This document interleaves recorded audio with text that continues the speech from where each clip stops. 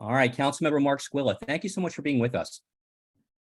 Well, listen, it's a pleasure being here today, and really enjoy the opportunity to be able to speak and share some information on our upcoming session here in council. Great.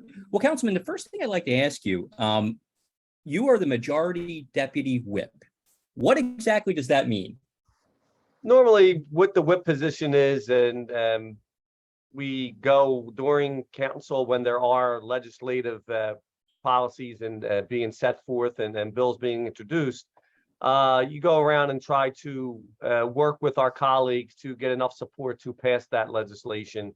Work strongly with the council president and majority leader, Councilmember Jones, and myself will try to help get legislation passed that benefits, the city as a whole, and try to get most of the members on the same page. Okay. So City Council's fall session begins in just a few weeks. Specifically, what are your top priorities for this fall session? Well, I think if you go to any meetings lately, public safety has to be our number one priority. It's something that we hear day in and day out, whether it's through emails that come into our office or it's at a community meeting where, some of our businesses are struggling to feel safe, our residents and even our visitors. So I think the number one priority is how we look at public safety, how we are going to enforce certain measures, and how are we going to work to prevent some of the issues that, the perception of lawlessness that's happening now in the city of Philadelphia. And generally, do you think that's what most members are coming in thinking about? Oh, yeah. I mean, there's a lot of items on the agenda, right? Affordable housing is also something that's very serious. How we're dealing with our homeless population, working more to look at housing opportunities. How do we look at, as part of public safety, how do we look at diversionary programs? We just started up AMP Court in August, early this month. It's 2 days a week right now, and it's an alternative misdemeanor program that will hopefully go to 5 days a week starting in November. And then, alternative and then prevention. When we put a lot of money in the budget last year for prevention programs and outreach, trying to get to the people more likely to be part of victims of crime or a part of crime, and trying to do that. So I think you're going to see a lot of different approaches from council, but I think it's all going to revolve around, public safety, and then also the affordable housing and how we deal with our opioid epidemic and our homelessness that's prevalent right now in the city. And one of the key drivers of the violence we've been seeing is poverty.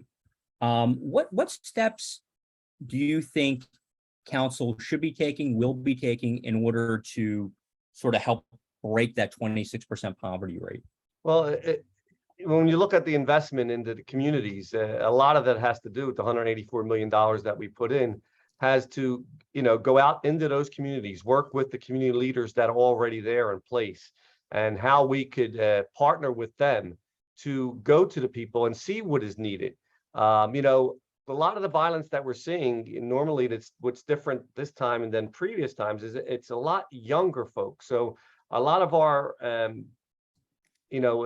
issues and concentration was on like job placement and getting job opportunities to some of the people who were a little older. When we're seeing some of our violent crime happening by 12, 13, 14-year-olds that, should be in school, how are we going to change that and direct that messaging into how do we find out what it is that they need? How do we get them interested in the school activity or even a trade, and start that through an educational process more or less than a job, because some of those folks are even too young to work. And, so this is something different. We have GVI, it's a gun violence initiative that is out there and reaching out to some of these folks most likely to commit a violent crime, or be a victim of a violent crime. And they do the call-ins for people who are on probation and parole, but also doing outreach, which means going to those areas, talking to those individuals, and trying to get them to realize that there's other opportunities than the street life. I imagine in your position, you have so many different ideas brought to you. You have so many different ideas, different policy ideas, technology. How do you sit down and determine what might be a good thing to pursue? as Well, a it's solution. funny you say that because there are always many different things and you could do more than one thing at a time. Because some people will say, well, like, we're having this issue. What are you doing that for? And, small businesses are such to me, an important part of the growth of the city of Philadelphia, having especially some of our immigrant communities where, their livelihood is in their little business. And so you could do promotion of small businesses and looking at commercial corridors and doing street cleaning, also, making sure our lights are fixed and transitioning from our lighting system to LEDs. You could do all these things while also tackling the crime issue, right? It's not just one, you can't just do one particular thing and say, this is the only thing I'm interested in, right? We have school issues, right? Funding for our schools. We have buildings that are falling apart. So there's a lot of multiple things that you need to address. But a lot of these issues do come from our constituents. There are people who reach out and say, why don't we do this? Or let's meet and brainstorm. And how can we, help reduce some of the crime in certain areas? How can we address some of the outdoor open air drug markets? How do we deal with prostitution or addiction and the people on the streets? And people do have, alternative ideas. The hard part is in the city, you have to be able to change. People are used to doing something a certain way, and whether it worked or don't work, this is the way we do it. And I think we as a city need to take a step back, and it's okay to try something and fail, right? And that's what we need to do more of. Like, let's try this and see if it works. Does it get us into a better place, right? We don't have to rewrite the whole system, but we should be able to alter it or tweak it in ways that say, all right, this does not work in the way we intended it, so let's change a little bit. And we see that a lot with our homeless population and in our engagement. When we engage them and we ask them, you want help, we have shelter for you. We have, rehab or MAT, medical assistance treatment. Do you want to go? You want to get help? And if they say no, you say, okay. And you just let them go and move on. So to me, we're not helping them by allowing them to do that. And we're not helping the surrounding community who's being negatively impacted by that. So that's what AMP Court does, is AMP Court gives us an opportunity. It's an alternative misdemeanor program where if the officer makes that arrest and brings them in and say, hey guys, listen, we have these programs. We have all these social services people here that could help you. We could do MAT treatment. We could do rehab. We could do low barrier housing. We have these things. If you agree to join this program, once you're done, these charges are dropped. And now we're helping them. We're helping them make a decision to try to get them off the street and on a better path.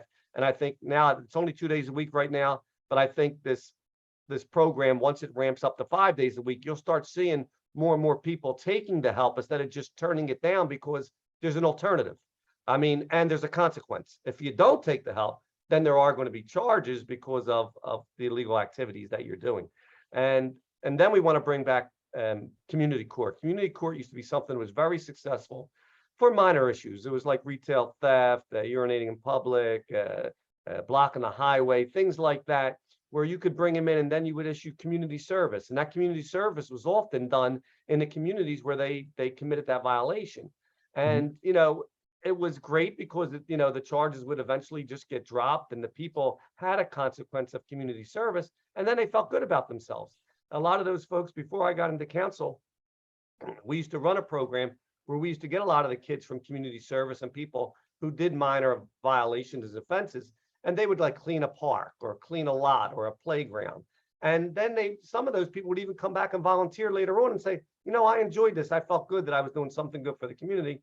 And it made them feel good about it. And then, they're more likely, hopefully, not to commit that same offense. So these are things that we really need to get back up and running. There are resources that are attached to that, but I think they're well worth it because I think the outcomes will benefit us. And also people will know that, yes, there are consequences to some of these bad behaviors, and it's not just going to get, pushed away and nobody care about it. I think more than any other council member, I think I've heard you say we have to try things and not necessarily be afraid if it doesn't work.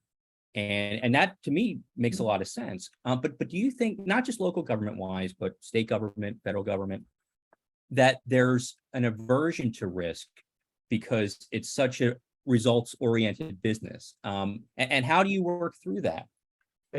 I hear it all the time. Like, oh, we can't do this because if it fails, it's going to be looked at as our program that failed. And I'm saying, well, we can do it because what we're doing right now is not working. So we can't just say, if we do nothing, it's going to go away. And it is hard being an elected official, because you have to run every so often and you try to promote yourself at that next election. And you don't want to say, I did try these things, they didn't work. I'll say, well, we'll get somebody else, right? But I'd rather have somebody who's trying things that didn't work than not try anything or tell us we can't do it or there's nothing we could do. To me, that's the worst scenario. And we hear it all the time. And we also hear the blame game. It's not our fault. It's somebody else's fault. It's the Fed's fault for doing this. And the Feds need to, introduce stronger gun laws, and the state needs to do this. No, we are elected officials here. It's all our problems and it's all our faults. So we need to put together what we can do as a city, not blame everybody else. And if they want to come along and do things to help us later on, great. But what can we do right now to make it better for the citizens in our city and not worry about what everybody else is doing? So we hear that, it's easy to blame others because it gets the attention off of you. But I think we need to stand together and stand up for the challenges that we're facing.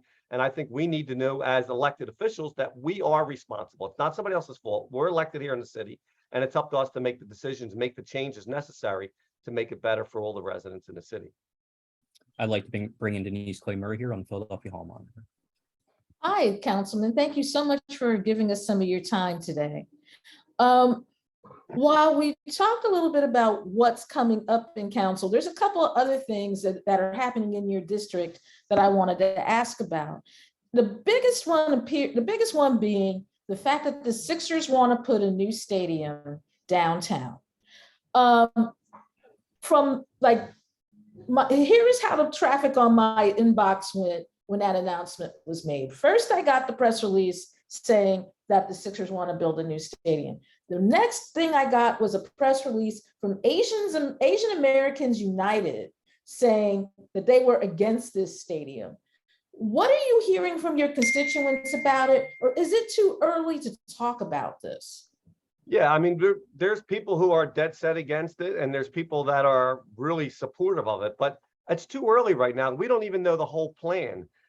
We do know that anytime you have a development like this size, there's going to be an impact on the surrounding community.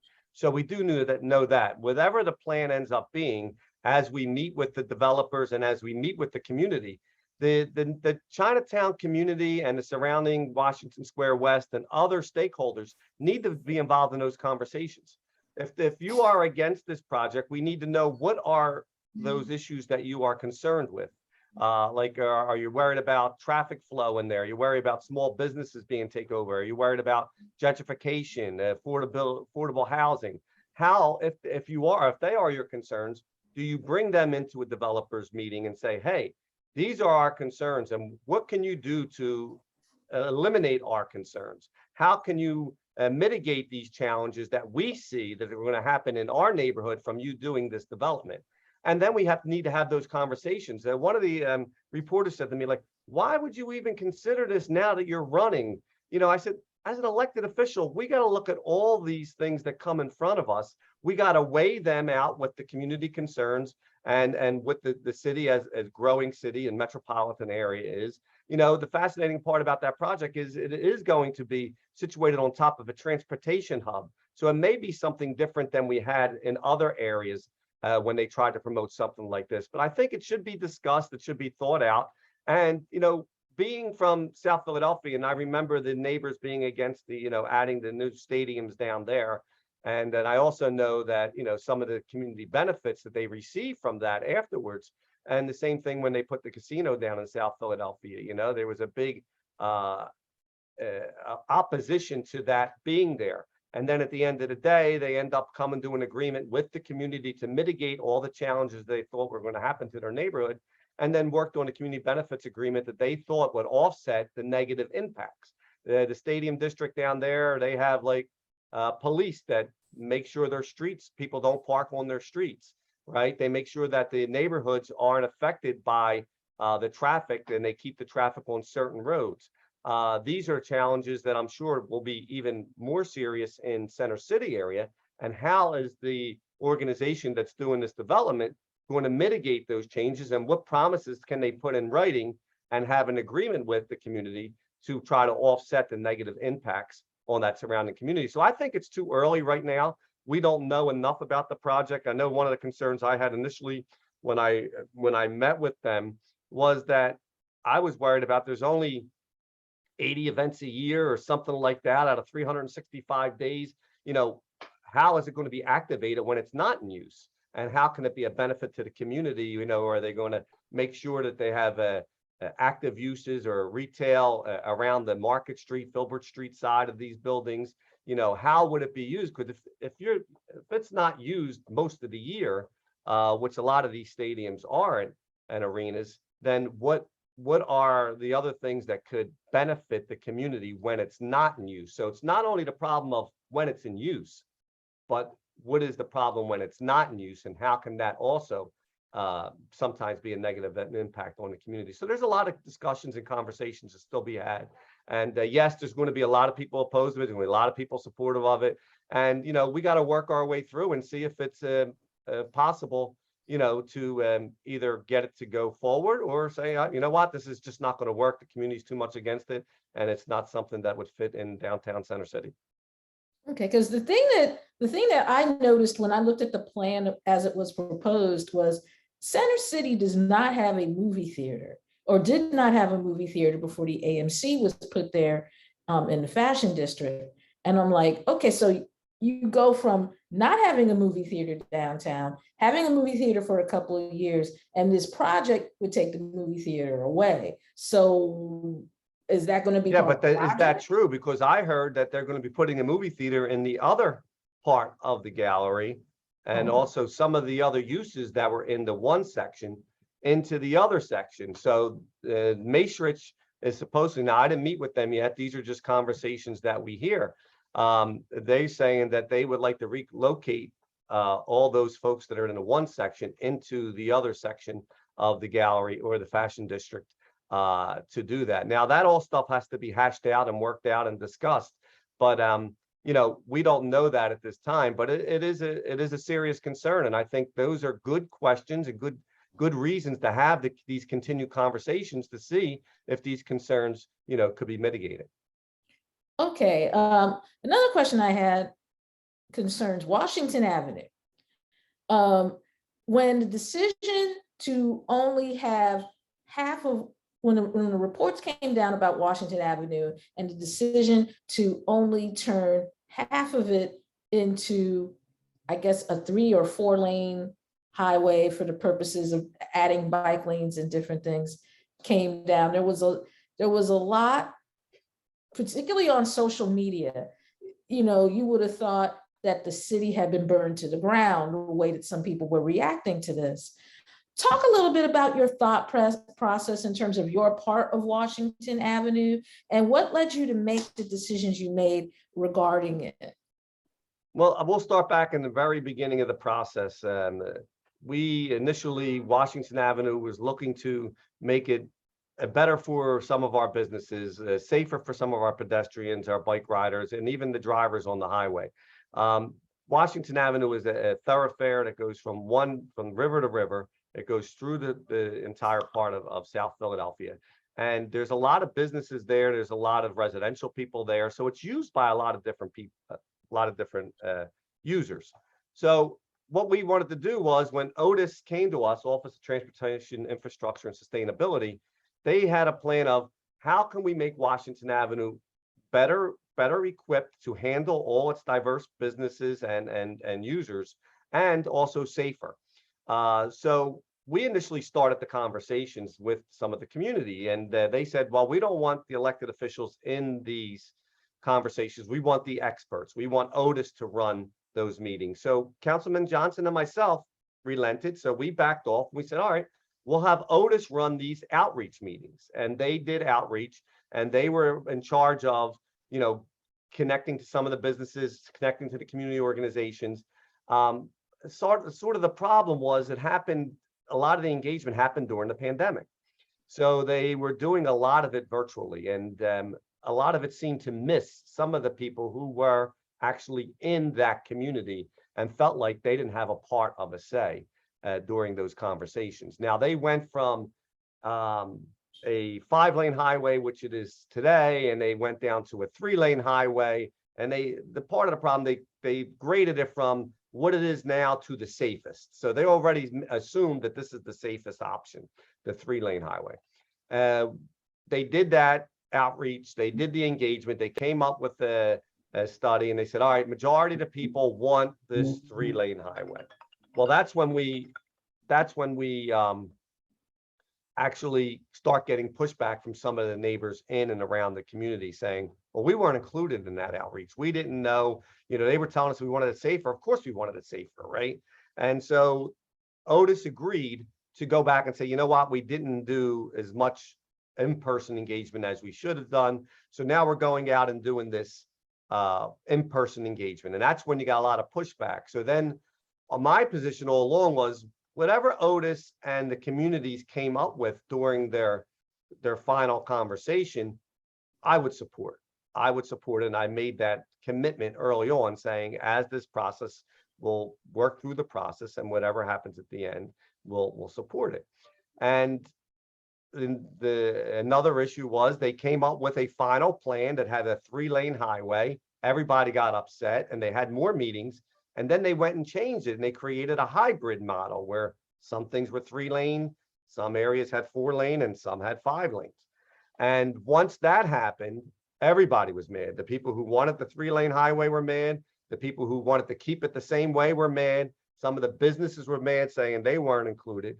So what we did was we made Otis go back out to all the businesses and make sure they paid attention how they were going to load and unload, and then come up with a plan which would address the loading and unloading issues, which we see now on Washington Avenue, where they just use the travel lane to do that now.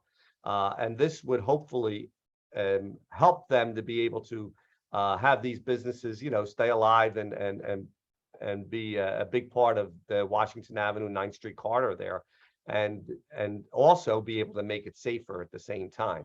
Now, when I agreed to do the legislation, I did do that with a caveat that we wanted to see what the studies were before and have those studies included in the legislation. We also wanted a 1- and 2-year study after it was completed to see what negative impacts would be on the adjoining streets. So we have Federal Street, we have Ellsworth, we have Christian and Carpenter, and see how those streets would be handled. All the traffic that's going to divert off of Washington Avenue, are they going to be used on the residential streets? Does that make them less dangerous? So at the end, all that's being done is striping, repaving, and striping. So there's no really physical infrastructure that's going to happen.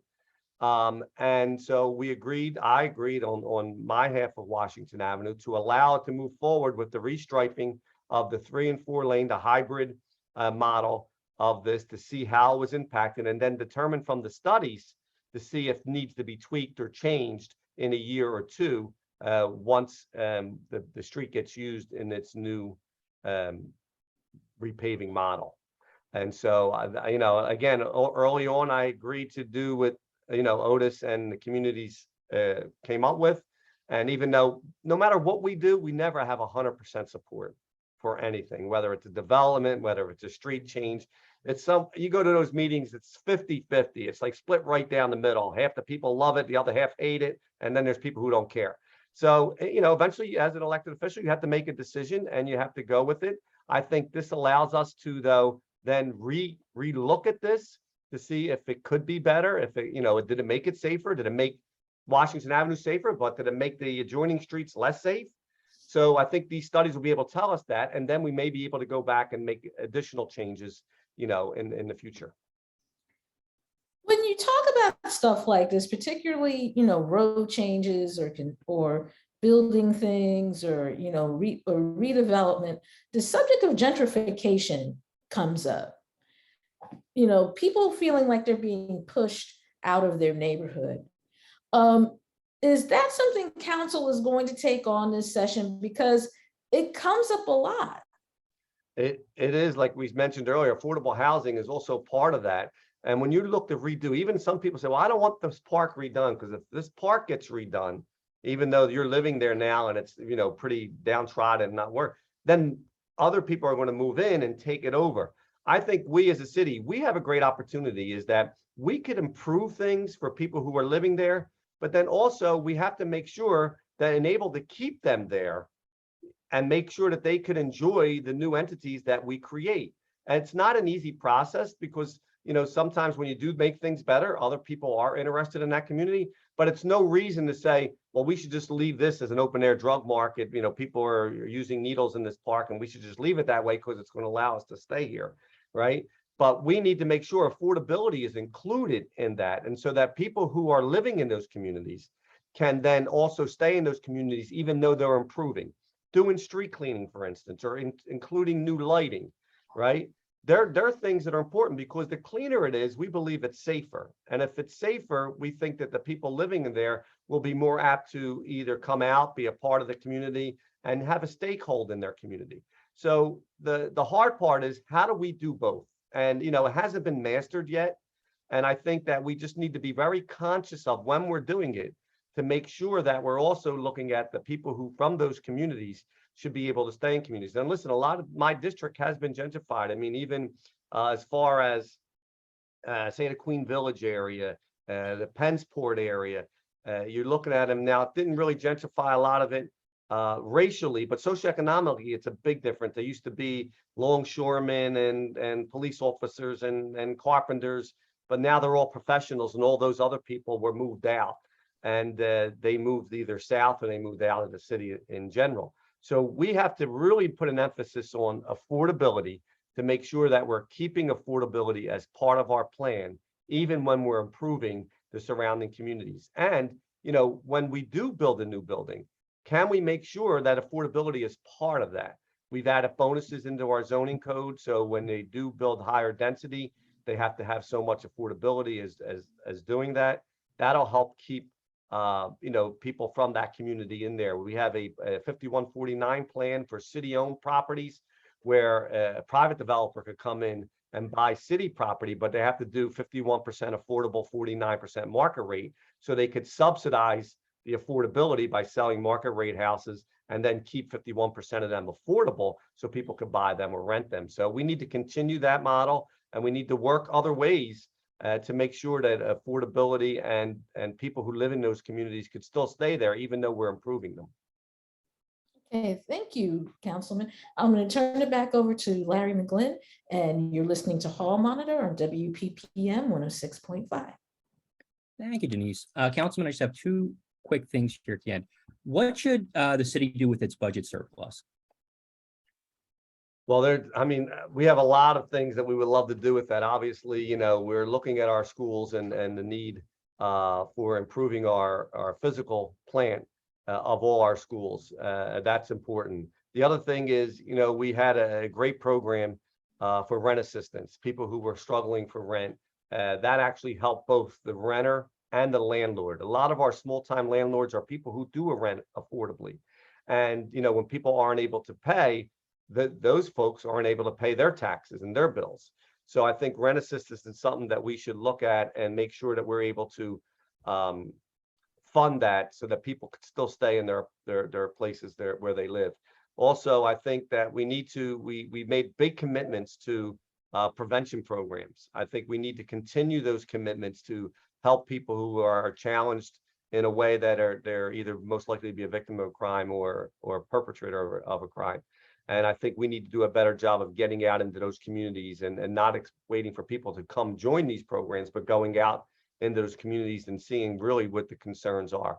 And then, you know, creating job opportunities, but family sustaining wage opportunities, whether it's growing our court, you know, making sure that our union workers are fair, having a fair contract so that people who live in our communities, who work in our communities can live in our communities. And then that's an important part of it. If it becomes too expensive, I mean, even city workers, the challenge of them being able to buy a home will be greater. And Philadelphia is a city of neighborhoods, right? The people love to be able to own a home. Even when we do affordable rental units, they're happy to have a place to rent, but they would always love to be able to own their own home. And we need to really help with home ownership. We did a great program this year where we have first-time home buyers, we have down payment assistance, we have closing cost assistance, and we help people who are living and working in the city to be able to buy a house in the city. These are the things I think we should be using those those resources for. And, you know, we need to look at how we could make sure that we have housing for people who are unhoused. How do we look at, you know, making sure we have, whether it's shelter services or whether we have a place to transition from. So you have a temporary housing into more permanent housing. A lot of these folks need treatment, and they need to be a way where they could be helped before you just can't put somebody who has mental health challenges or addiction challenges right into a home, because it's going to help them to fail. So we need to make sure that we first engage them with social services necessary, and then look at how we have a continuum of care where we help them through, we go into a halfway house, get them ready for work, and then progress into transitional housing and the more permanent housing. And I think that is where we need to really invest our money, because it's going to take a little more time to get these folks. We can't expect after 30 days of some sort of treatment that we throw them right back in the street and they're going to be fine. We need to be able to spend that extra money to keep them housed, or keep them in a halfway house, and work on them to they could become self-sustaining. And the last thing I'd like to ask you, whether we like it or not, we are in the 2023 mayoral campaign, I think even unofficially. What are the qualities you are looking for in a new mayor? I think leadership. I think leadership is so important in that position. We need somebody to, you know, take the reins and be responsible. We need somebody not to like point fingers and put, you know, blame on everybody else. We need somebody to, when something does happen, to be able to stand up and be accountable. And I think, you know, be able to handle challenges. You know, as a mayor, it's a very tough job. Our city is very diverse. You have, you know, from big immigrant communities, poverty is the #1 issue, right? But then we also have very affluent people who live in certain areas, and you got to be able to address those concerns from all your constituents. And I think people want to know that you're going to try to do things and not just, you know, wave a white flag and say that there's nothing we could do. I think so. The leadership quality is going to probably be the #1 thing that people are looking for. And I think people are interested in what those policies are and what you know, what you're looking to do for public safety. How are you looking to make sure that people who can leave their homes and not afraid to go outside their homes, or the small business who's afraid that somebody's going to come in and take their livelihood away from them? What are you going to do to address those issues, right? And then how we deal with the everyday quality of life. I think that is something I hear more and more, that the quality of life issues are driving people crazy, and they're driving them either to think about leaving the city of Philadelphia or not even coming here to eat or anything like that. And I think people want to see that. And I think community policing is something that's been discussed, where the police and the community start to build trust with each other. You know, not a heavy-handed approach, but an approach where you could say, you know, we have people on the beat. We're doing something in Old City right now where we have a person during the day that goes into every business, that says hello to the people, knows the neighborhoods. If they see something, they understand that this is not normal. And having that relationship and building that trust, I think, will really help. Now, obviously, we would have to hire some officers. We're not even at our complement. I'm not sure we'll get at our complement anytime soon. But you know, it's a tough job. But I think if we place people in specific places, so that people start to get the confidence that yes, we are addressing these issues and it will get better, I think that person will rise to the top. And I think leadership is the key to that. All right, Councilmember Mark Squilla, thank you so much for being with us. Thank you. And thank you for your great questions. And I appreciate you giving me the time to share a little bit of my opinion. So thank you very much. Thank you. All right. Have a great day.